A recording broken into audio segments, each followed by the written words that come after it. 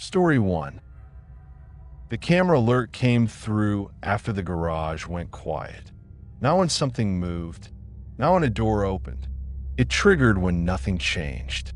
I stared at the monitor, waiting for the system to correct itself, waiting for a delayed update or a flicker that would explain why the software thought something was wrong. The screen showed an empty parking level, and yet the alert kept repeating. I worked nights monitoring security cameras for a mixed-use building, offices, apartments, and a public parking garage that stayed open 24 hours. My job was simple in theory. Watch the feeds, log anything unusual, call it in if needed. Most nights, nothing happened.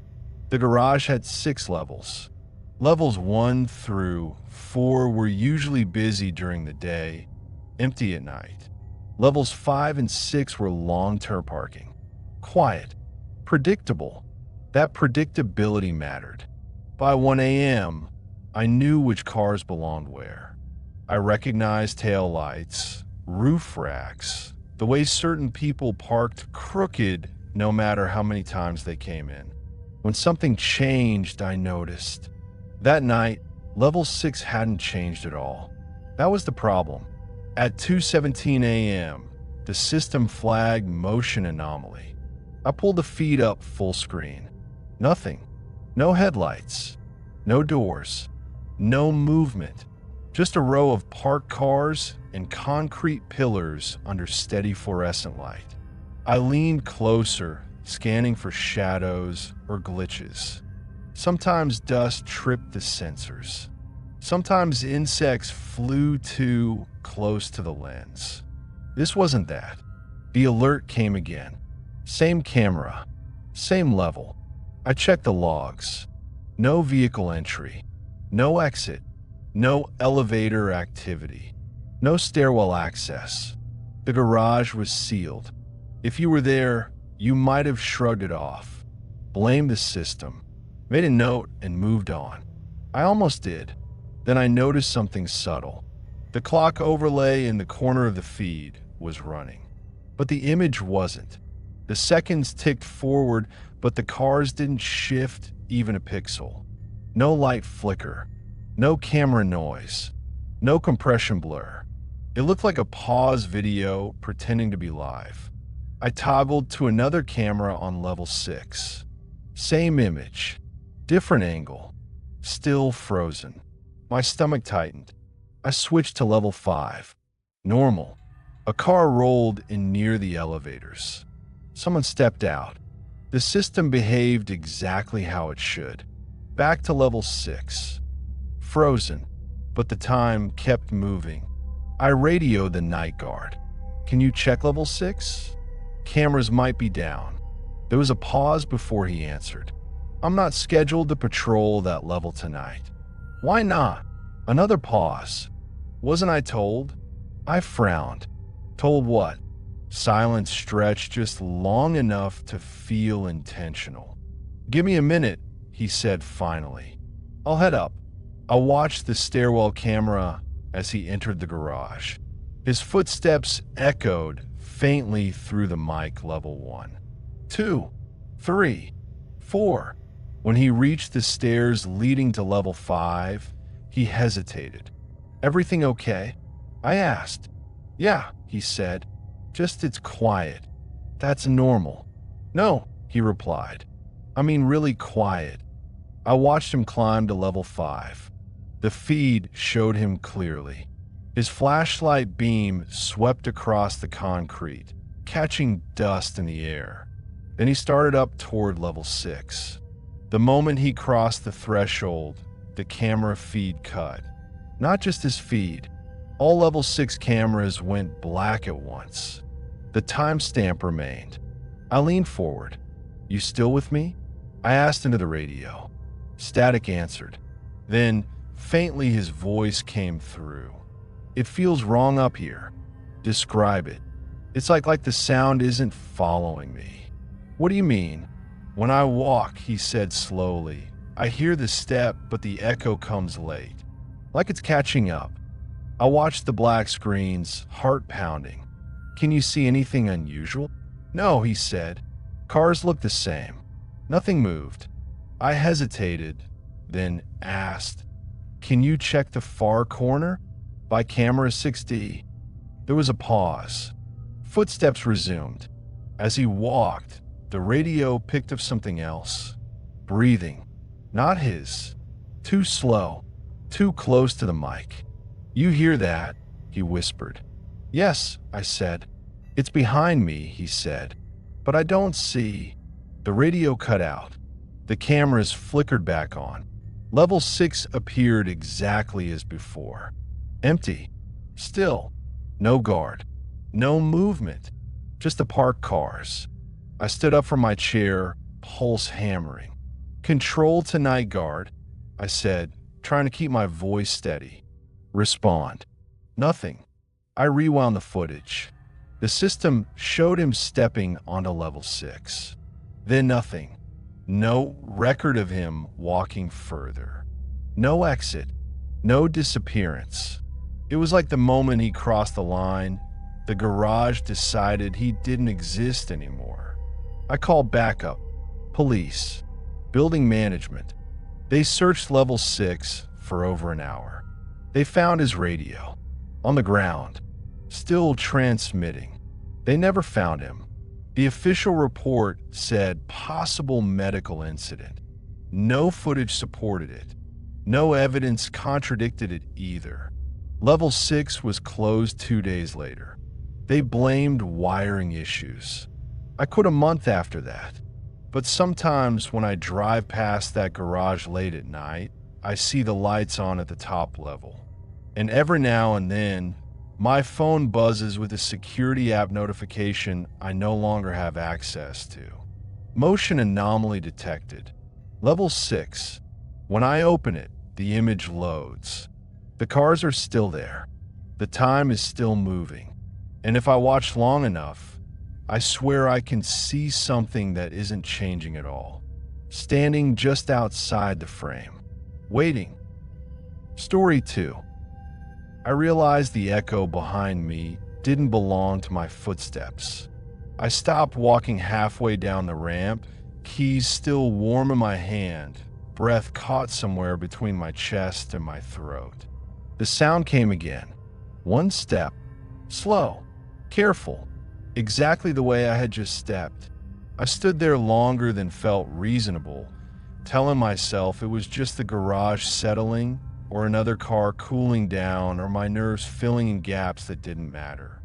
Late night parking garages always did that to me. They made every sound feel personal. But this one waited until I moved again. I worked nights for a delivery company downtown, which meant my shifts ended just after midnight. By the time I parked my car, the city above was quiet in that artificial way, like someone had turned the volume down, but not off. The garage I used was a 7-level concrete structure wedged between 2 office buildings. During the day, it was busy and forgettable. At night, it became something else. Most of the lights stayed on, but not all of them. Every level had dark pockets where bulbs had burned out and no one had bothered to replace them. The security cameras were visible, little black domes in the corners, and that usually made me feel better. I trusted cameras.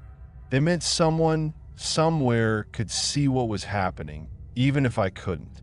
That night, I parked on level 4. I didn't choose it for any reason. It just happened to be where the gate lifted when I pulled my ticket. My car engine clicked as it cooled, and the sound echoed too loudly, bouncing off concrete pillars and low ceilings. I sat there for a moment longer than usual, scrolling my phone, letting the silence settle so I wouldn't feel like I was stepping straight into it. When I finally got out, the air smelled faintly of oil and dust. I locked my car.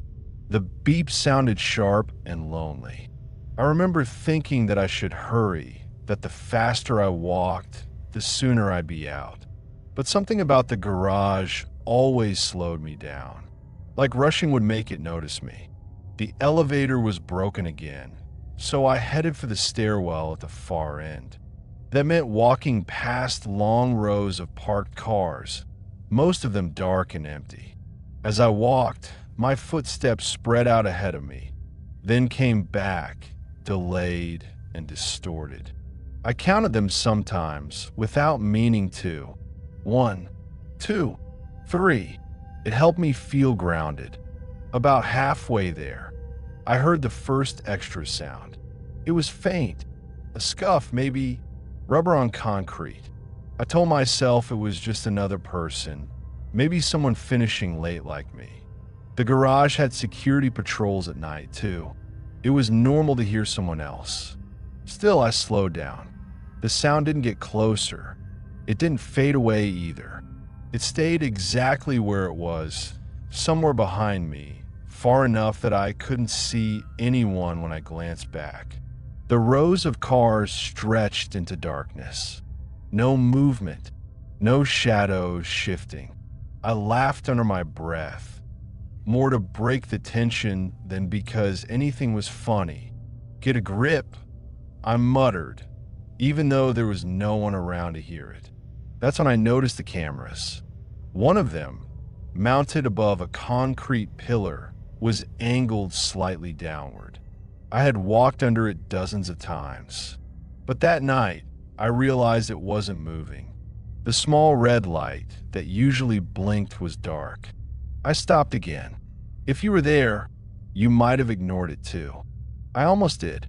Cameras fail, bulbs burn out, things break, and no one notices for weeks. That's how places like this worked.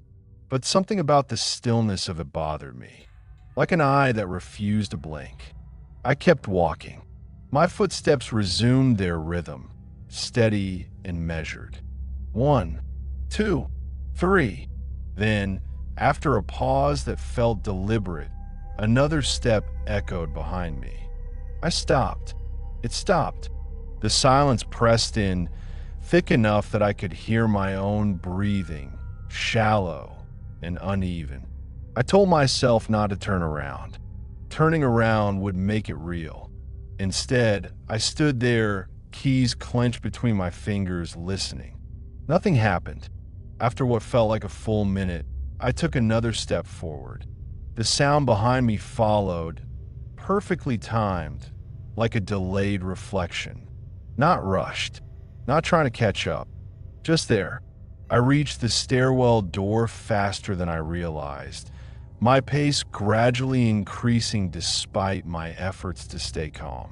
The door was heavy, painted a dull gray, with a small window clouded by years of grime. I grabbed the handle and pulled. It didn't open. For a split second, panic surged, sharp and immediate. Then I realized I was pushing instead of pulling. My hands were shaking. I corrected myself, and the door swung open with a metallic groan that echoed up and down the stairwell. I stepped inside and let the door close behind me, the heavy thud sounding final and reassuring. The stairwell smelled like cold concrete and old water. The lights flickered, then steadied. I stood there listening. No footsteps followed me in. I waited longer than I needed to, hands still on the door, half expecting it to rattle or creak open again. When nothing happened, I let out a slow breath and laughed quietly at myself. "You're tired," I said. "That's all." The stairs spiraled upward and downward, identical in both directions. I started down toward the exit level, my steps softer now, careful. The sound of my movement was different here, more contained. It didn't travel as far. By the time I reached the ground floor, my nerves had mostly settled. The exit gate was visible through the glass doors, a thin strip of streetlight spilling in from outside. Freedom. Normal noise. Cars passing. People, maybe. I pushed through the door and stepped into the open area near the attendant booth. The booth was empty, as usual at that hour. A small TV inside showed a grid of camera feeds, black and white, grainy. I glanced at it out of habit. One of the screens was blank. I slowed. It took me a second to realize it was the camera from level 4. The same one with the dark red light. The screen showed only static, a soft hiss I couldn't hear but somehow imagined. The other feeds showed empty levels, parked cars, flickering lights. I stood there, staring, trying to decide if this mattered. That's when the static shifted. At first, I thought it was just interference. Lines rolling, the image struggling to lock in.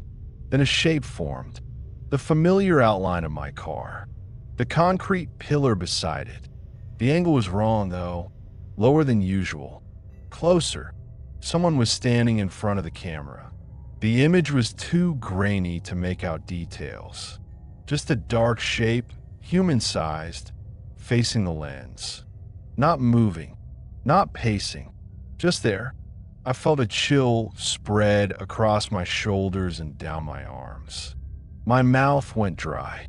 I leaned closer to the screen, as if proximity would sharpen the picture. The shape lifted its head. Even through the static, I could tell it was looking directly into the camera. And then, slowly, it raised one arm and pointed. Not at the camera, at my car. My phone buzzed in my pocket, startling me so badly I almost dropped it. The screen lit up with a notification from the Garage app one barely remembered installing months ago. It was supposed to alert users about closures or maintenance. The message was short. Vehicle movement detected, level 4. I looked back at the monitor. The camera feed was blank again. For a moment, I couldn't move. My mind raced through explanations, none of them satisfying. Maybe it was security. Maybe someone had brushed past my car. Maybe the app was delayed, glitching like everything else. I forced myself to breathe. In through the nose, out through the mouth. I stepped outside into the night air, the sounds of the city rushing back and around me. Traffic hummed. A siren wailed somewhere in the distance. It all felt too loud after the quiet of the garage. I didn't go back for my car. I ordered a ride home instead, standing on the sidewalk under a flickering streetlight, checking over my shoulder more times than I'd like to admit. The driver arrived, and I got in without looking back at the garage entrance. The next morning, I returned with a coworker. Daylight filled the structure, washing away the shadows and making everything look smaller, less threatening. My car was exactly where I'd left it. No scratches, no dents, nothing out of place. I checked the pillar where the camera had been. It was gone, just a smooth patch of concrete, slightly lighter than the rest, like something had been removed recently. I asked the attendant about it, trying to sound casual. "Oh, that one," he said. "Yeah, it was taken down weeks ago. Wiring issue. Kept cutting out. Weeks ago." I nodded, thanked him, and left. I still park there sometimes. I don't have much choice, but I never use level 4 anymore. And sometimes when I'm walking through the lower levels late at night, I hear an extra step behind me. I don't stop to check anymore. I just keep walking and hope it keeps its distance. Story 3. I shouldn't have noticed the car was already running. The exhaust drifted across the floor in thin white lines, curling low around the tires like fog that didn't belong there. The headlights were off. The driver's door was closed, and the engine had been idling long enough for the sound to settle into the concrete, steady and patient. I stood at the entrance ramp and watched it for a full 10 seconds before realizing I had stopped breathing.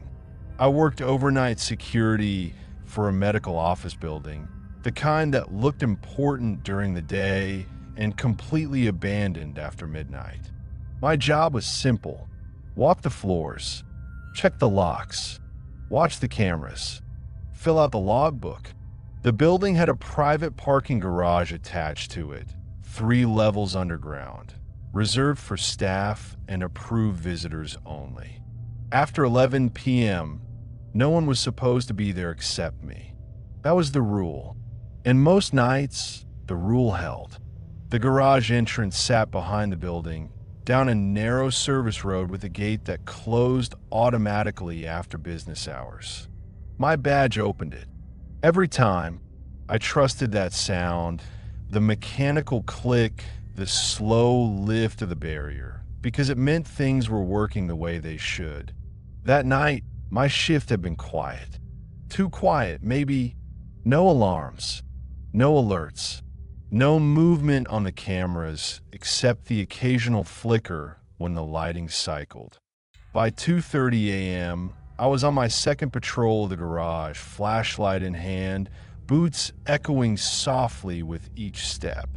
I always started at the top level and worked my way down. It was habit. Routine mattered on night shifts. It kept your mind from wandering too far. Level 1 was empty, clean, still. Level 2 had a handful of parked cars, all dark, all familiar. Doctors' vehicles, mostly. I recognized some by dents or bumper stickers. I nodded at them like they were people I knew, even though that sounds strange. Then I reached the ramp down to level 3. That's where I heard the engine. At first, it blended in with the low hum of the ventilation system, a vibration more than a sound. I almost missed it, but once my brain registered it, I couldn't unhear it. A steady idle, too smooth to be machinery, too controlled to be anything else. I froze at the top of the ramp. Down below, near the far wall, a sedan sat angled slightly away from its parking spot. Headlights off, no interior light, just the faint shimmer of exhaust in the beam of my flashlight. I checked my watch. 2:41 a.m. If you were there, you might have told yourself the same thing I did. Someone forgot to turn their car off. Maybe a doctor got called in for an emergency and left it running by mistake. Maybe maintenance had stopped by. There were explanations. Thin ones, but they existed. Still, protocol was protocol. I key my radio. Control, this is night 2. How about a vehicle running on P3? No occupant visible. Can you confer access logs? The radio crackled. Static stretched longer than usual before a voice came through. Stand by. I stayed where I was, not moving closer yet. The ramp dipped down, hiding most of the car's details. From where I stood, I couldn't see the license plate, couldn't see the windshield clearly. The engine kept idling. After a minute, control came back. No badge entry since 9:17 p.m. Garage gate hasn't opened. I frowned. Copy that, I said. I'm going to check it. I didn't like that answer. The gate logs were reliable. They recorded every lift, every close. If the car was there, it should have gone through the gate. I descended the ramp slowly, each step deliberate. My flashlight beam swept across the concrete floor, catching oil stains and old tire marks. The sound of the engine grew louder, more present. It felt like the garage itself was breathing. When I got close enough, I saw the car more clearly. It was an older model, dark color, windows tinted just enough to obscure the interior unless the light hit at the right angle. The driver's side mirror was folded in, like someone had brushed past it in a hurry. I approached from the rear first. The license plate was blank. Not missing. Blank. Just a clean metal rectangle where a plate should have been. My stomach tightened. I circled toward the driver's side, flashlight angled low. The windows reflected my own shape back at me, distorted. For a moment, it looked like someone else was standing beside me, just out of sync with my movements. I stopped. The engine's sound shifted slightly, dipping, then returning to idle. Like the car had noticed me. I tapped on the driver's window with my knuckle. Light. Professional. Security? I called out. If you're in the vehicle, please respond. No movement. I leaned closer, angling the flashlight up toward the windshield. The beam slid across the dashboard, the steering wheel, the empty driver's seat. The seat was warm. I noticed it without touching it, just by the way the light reflected off the fabric, slightly darker where someone had been sitting recently. The impression hadn't fully lifted yet. My pulse picked up. I stepped back and keyed my radio again. Control, the vehicle is unoccupied. No plate. Engine running. Requesting instructions. Static. Longer this time. When Control finally responded, the voice sounded distant. Can you shut it off? I hesitated. You wanted to enter the vehicle? Affirmative, they said. If it's empty, turn it off and tag it for tow in the morning. I didn't like it, but I didn't argue. I reached for the driver's door handle. The moment my fingers touched it, the engine revved. Not loud, not aggressive, just enough to make it clear it hadn't stalled. I pulled my hand back. The radio crackled again, unprompted. Night 2, status? I'm standing by, I said. My voice sounded thinner than I wanted. The engine just revved on its own. There was a pause. Vehicles do that sometimes, Control replied. Temperature changes. Go ahead. I opened the door. The interior light flicked on, washing the inside in a dull yellow glow. The smell hit me immediately. Stale air, old fabric, something metallic underneath it, faint but sharp. The keys were in the ignition. There was nothing else inside. No bag, no phone, no trash, not even dust on the dashboard. It looked prepared, like it had been cleaned for a reason. I leaned in and turned the key. The engine cut off instantly. The sudden silence felt wrong. Too complete. My ears rang as they adjusted, and I became painfully aware of every small sound. My breathing, the faint drip of water somewhere deeper in the garage, the hum of the lights overhead. I stepped back and closed the door. The interior light stayed on. I stared at it. Cars do that sometimes too, I told myself. Faulty sensor, bad wiring. I turned away, making a note in my logbook as I walked back toward the ramp. I didn't look back at the car. I didn't want to see if the light was still on. Halfway up the ramp, I heard it. The engine starting. I spun around. The car was running again. Headlights still off. Interior light dark now. Exhaust curling across the floor exactly the way it had before, like nothing had changed. My radio chirped. Control to Night 2. We just logged vehicle ignition on P3. My mouth went dry. That's not possible, I said. I just shut it off. Silence. Then, quietly, Control asked, Are you still in the garage? I looked down at level 3. The driver's door was open. Wide open. I hadn't left it like that. I backed away slowly, every instinct screaming at me to leave. Yes, I said, but I'm exiting now. Copy, Control replied, voice tight. We're seeing movement. I didn't ask where. I took the stairs 2 at a time, heart pounding, flashlight forgotten in my grip. I didn't stop until I reached the ground level and pushed through the exit door into the night air. I stood there for a long time, hands on my knees, trying to calm down. When I finally straightened up, my radio buzzed again. Night 2, Control said. The vehicle is no longer on camera. I laughed, short and sharp. What do you mean, no longer? It's gone, they said. All feeds show empty. The tow truck came in the morning. There was no car to tow, no record of it entering or leaving, no alarms, no gate logs, nothing. I filed my report. It was marked unconfirmed incident and archived. A week later, during another overnight shift, I was reviewing old footage out of curiosity more than anything else. I pulled up the camera feed from level 3, scrolling back to that night. The footage showed me walking down the ramp. It showed me approaching the car. It showed me opening the door. What it didn't show was me shutting it off. In the video, I never touched the ignition. I just stood there, staring into the empty driver's seat for almost 2 full minutes.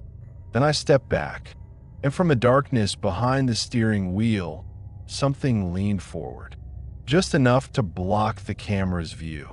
I don't patrol the garage anymore, but sometimes when I'm watching the monitors late at night, I see headlights flick on in empty spaces, and I look away before the engine starts. Story 4. The emergency phone rang before I touched it. Not loud, not sharp, just a soft electronic chirp, echoing through the garage like it had been waiting for me to get close enough. I stood there with my hand hovering inches away from the red button, stomach tight, already knowing I hadn't pressed anything. I was a night cleaner for a corporate building downtown. It wasn't glamorous work, but it paid better than most overnight jobs, and it was predictable. Offices upstairs, hallways, bathrooms, trash. The last thing on my checklist every night was the underground parking garage. I hated that part. The garage went down 5 levels, each one quieter than the last. By the time you reached the bottom, the city felt like it didn't exist anymore. No traffic noise, no voices, just concrete, lights, and the echo of your own movements following you a second too late. The emergency phones were placed every few pillars, bright red boxes bolted into gray concrete. I was told they were rarely used, mostly there to meet safety codes. Still, I always noticed them. That night, my shift ran late.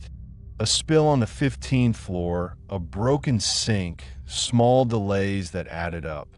By the time I reached the garage, it was almost 3 a.m. I started on level 1, pushing my cart slowly, broom bristles whispering across the floor. Everything looked normal. A few cars, nothing unusual.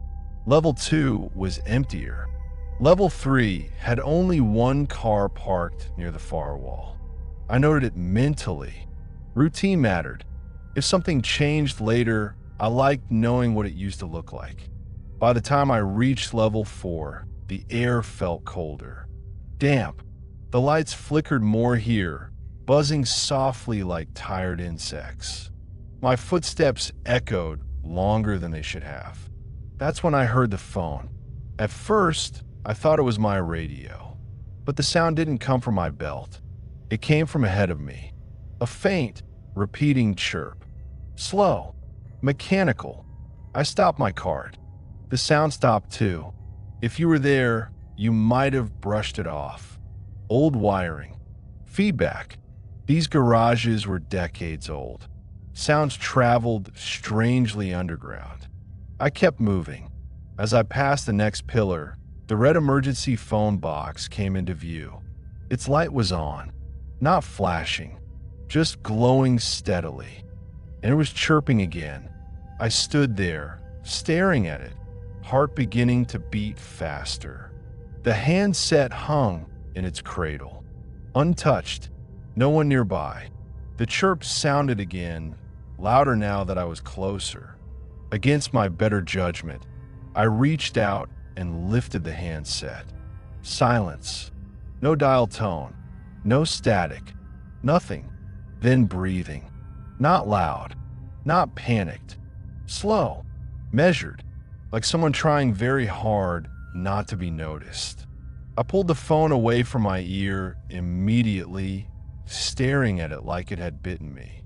The breathing continued, faint but clear. "Hello," I said before I could stop myself. The breathing paused. Then a voice whispered, "You're not supposed to be down here." The line went dead. I hung the handset back in its cradle and backed away, bumping into my cart. My heart was racing now, thoughts tumbling over each other. Someone had to be messing with me. Security, maybe a prank.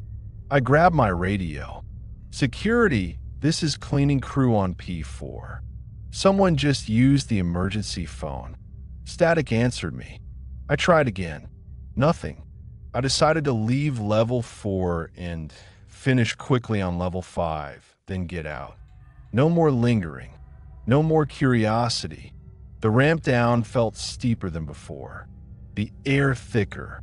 My cart rattled louder, every sound magnified. Level 5 was almost completely empty. No cars. No movement. Just rows of concrete stretching into shadow. I started sweeping, forcing myself into routine. Push, step, push, step. Don't think. Don't listen too closely. Halfway across the level, the lights dimmed. Not fully out, just lower. And then I heard it. Footsteps. Slow, careful, behind me. I stopped sweeping.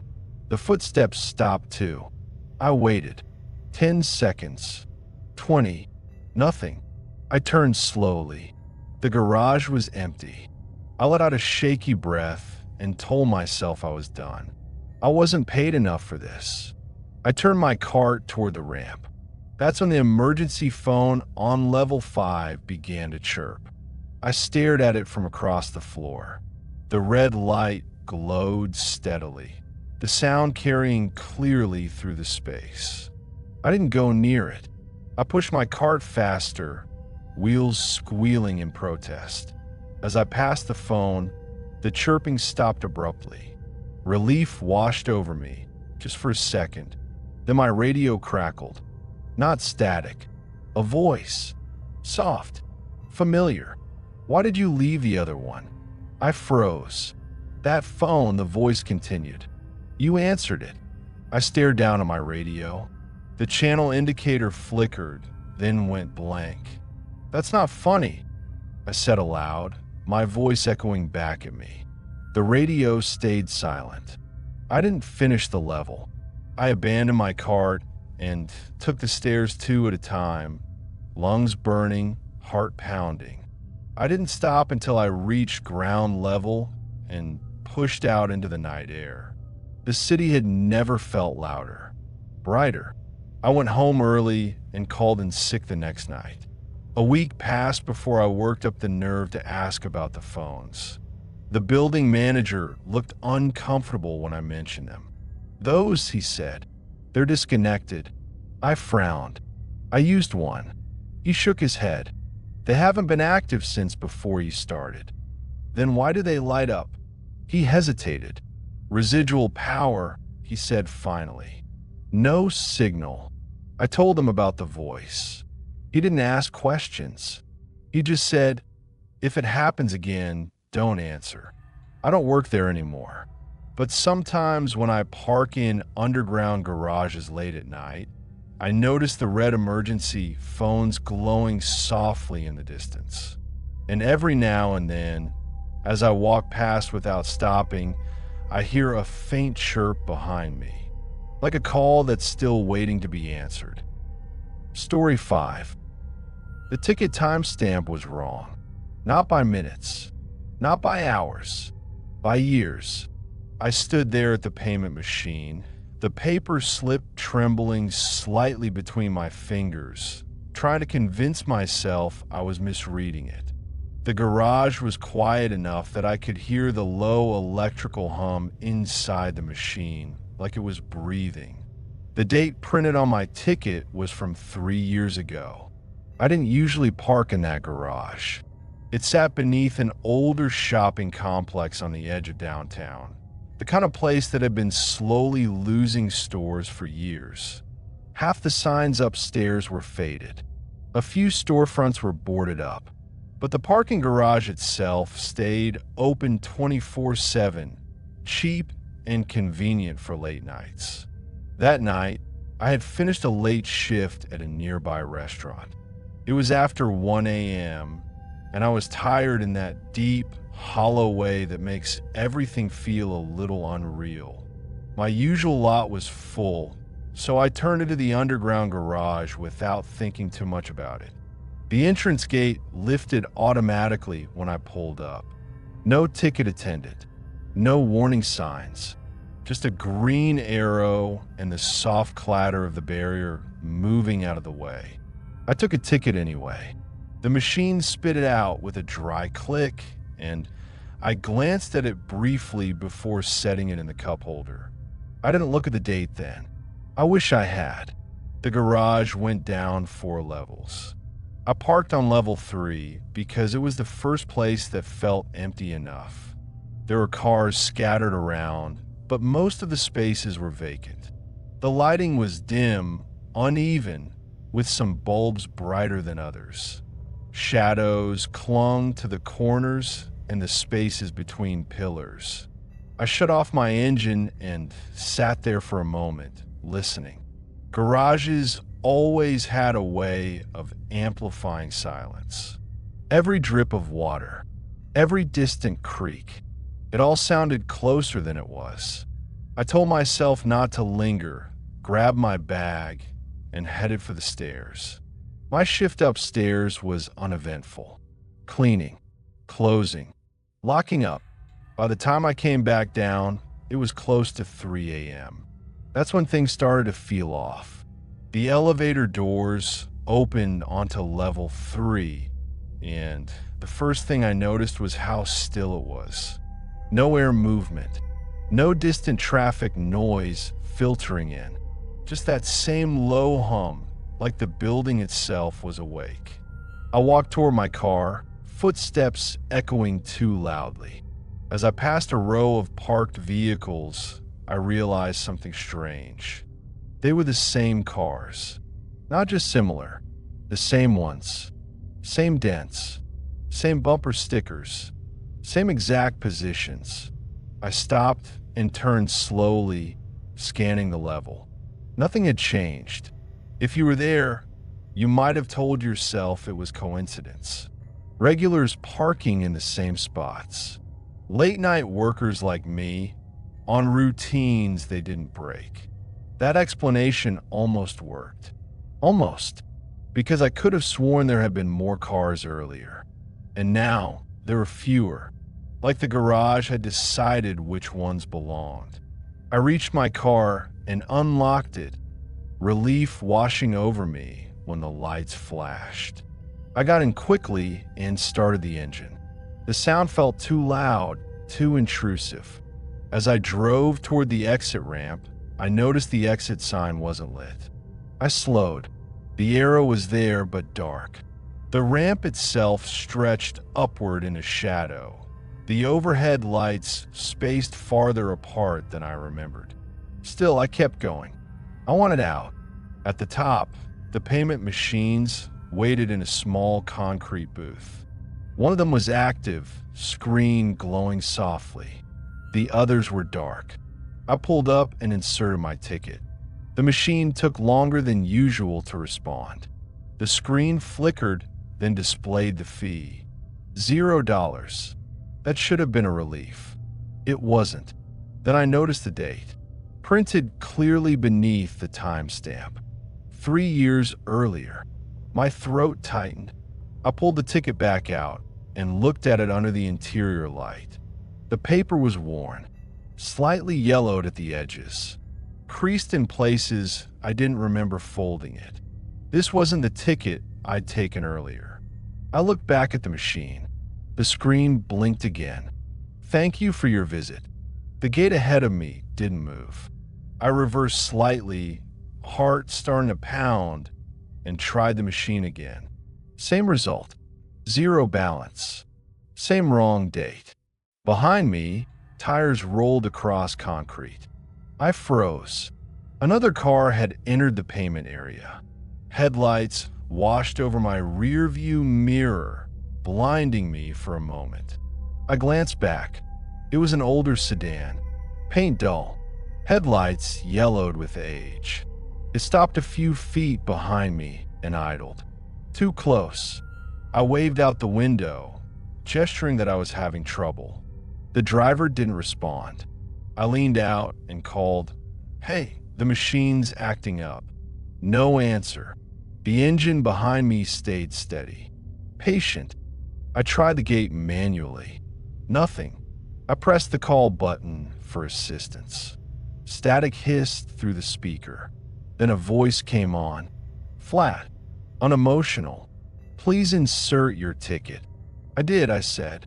"It's wrong. The date's wrong." A pause. Then, "Please insert your ticket." I swallowed and looked back at the car behind me.